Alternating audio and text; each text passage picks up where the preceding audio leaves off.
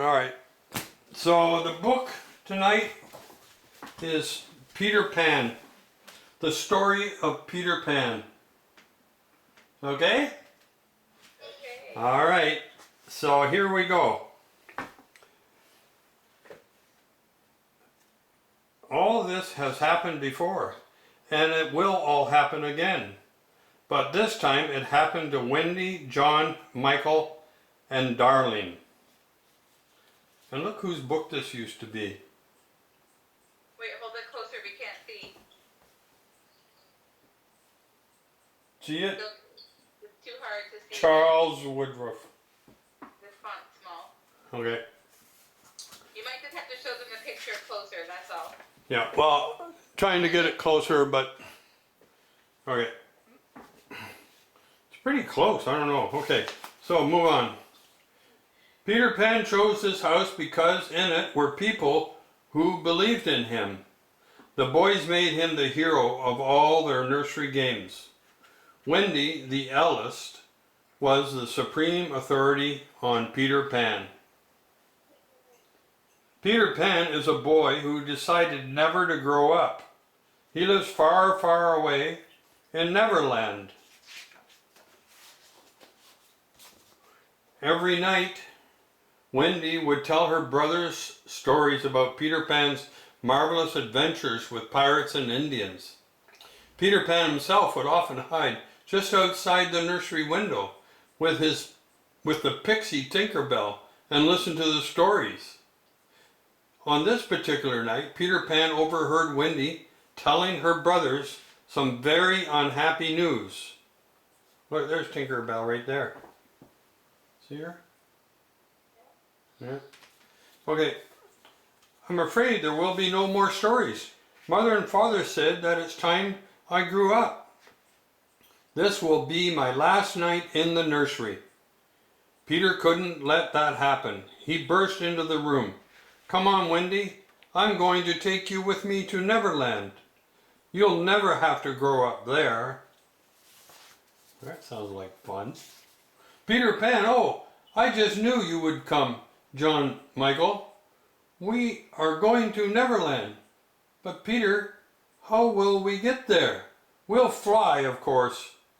All it took was a happy thought and a little pixie dust, and out the bedroom window they flew. And they dipped and soared through the night until at last they were flying over Neverland. Oh, Peter, it's just as I dreamed it would be.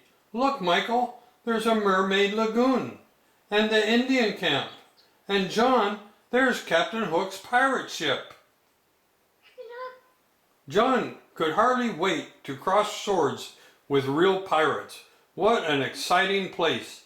Neverland promised to be lots of fun for all of them. Peter Pan took everyone to his secret hideout underneath the big hollow tree.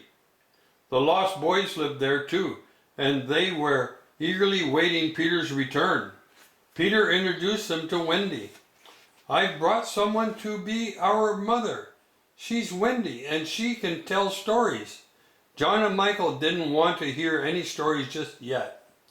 They were anxious to make friends with the Indians, or fight some pirates, or go for hunting with the lost boys. Look, they were all going to go hunting. Can we be higher? Closer? A little bit closer? Okay. Closer? I can't. My neck's falling off. Move your arm towards your phone. Hi. Like show the book, yeah. Hi. Hi. Well, it's got to be back farther. You're going to see it there. Yeah, Okay. we can see it. Okay. Peter thought for a moment. I know. Let's visit the Indian camp, John. You lead the way. Usually the Indians playfully captured the lost boys, but this time the Indian chief was much too upset to play games. His daughter, Princess Tiger Lily, was missing. She had been kidnapped by the infamous pirate, Captain Hook. This is my plan, said Hook to Tiger Lily. You tell me the hiding place of Peter Pan, and I will set you free. But Tiger Lily would not betray Peter's secret.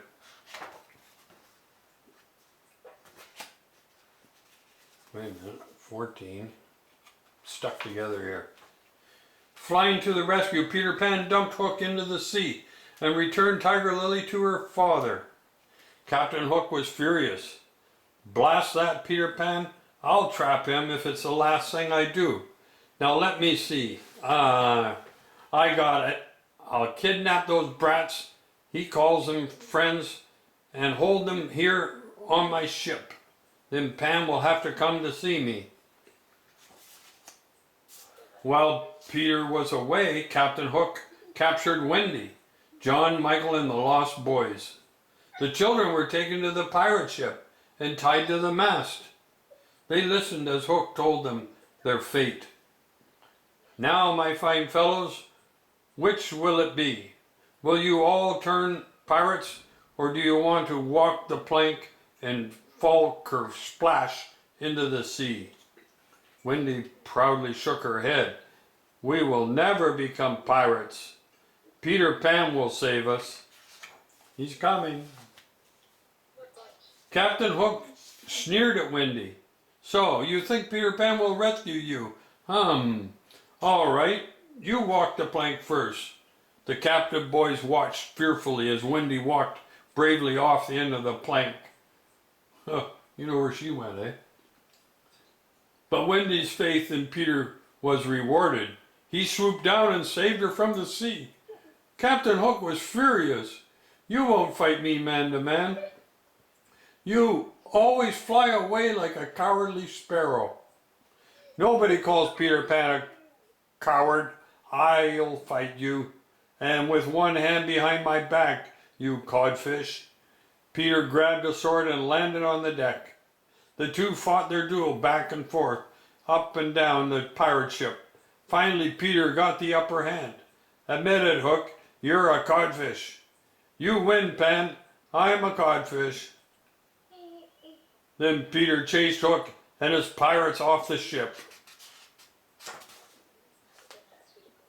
Now I'm captain of the ship, crowed Peter, and everyone cheered. We'll shall sail. But Wendy was beginning to feel homesick. Actually, Peter, it's time we went home. Mother and Father will be worried if they find us missing.